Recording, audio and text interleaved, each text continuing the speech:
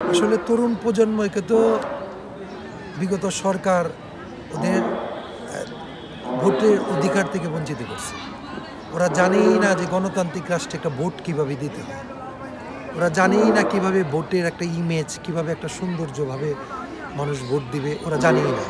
তরুণ প্রজন্মের কাছে এটাই মেসেজ যে বর্তমানে ডক্টর ইউনূস সাহেবের তত্ত্বাবধায়ক সরকার, ওনারা যাতে আগামীতে অতি দ্রুত দেশের একটা গণতান্ত্রিক ব্যবস্থা ফিরিয়ে আনে। তরুণ প্রজন্ম এটার ব্যাপারে সবাই অগ্রণী ভূমিকা পালন করবে এবং তরুণ প্রজন্ম আগামীতে সুন্দরভাবে ভোট দিয়ে একটা ভালো সরকার, তাদের মনের মতো সরকার গঠন করবে, এই আশাই, এই মেসেজ আমি তো। বিগত দিনে মুক্তিযোদ্ধাদের কথায় কথায় মুক্তিযোদ্ধার দল, কথায় কথায় আমরা মুক্তিযোদ্ধাদের অনেক কিছু করেছি।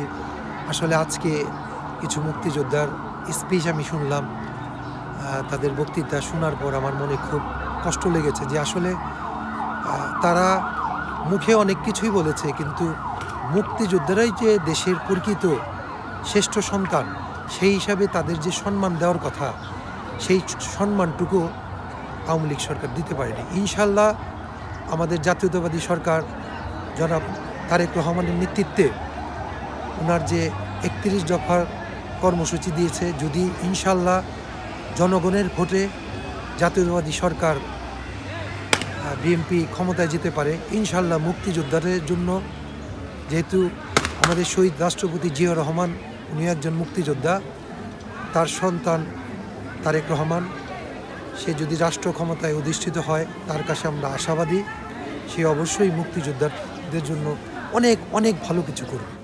17 বছর পর বিজয় দিবস বাংলাদেশের মানুষ খুব ভালোভাবে স্বাধীনভাবে বিজয় দিবস পালন করতে পারছে।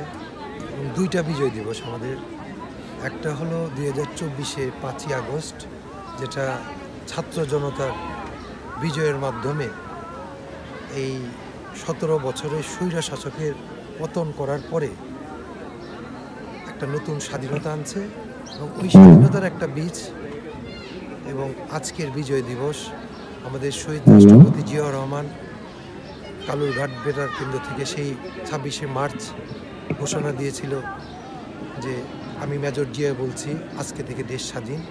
সেই মার্চের ভাষণের কারণেই আজকে আমাদের এই বিজয় দিবস, আমরা বিজয় দিবস উদযাপন করছি। এবং আজকে যে আমাদের থানা প্রশাসন সুন্দরভাবে এই বিজয় দিবস আয়োজন করছে, এটা ইতিপূর্বে আমি দেখি নাই। খুবই সুন্দর সুশৃঙ্খলভাবে আয়োজন করছে। এই জন্য থানা প্রশাসন এবং সমস্ত প্রশাসনিক কর্মকর্তা কর্মচারীদের জাতীয়তাবাদী দল বিএনপির পক্ষ থেকে ধন্যবাদ।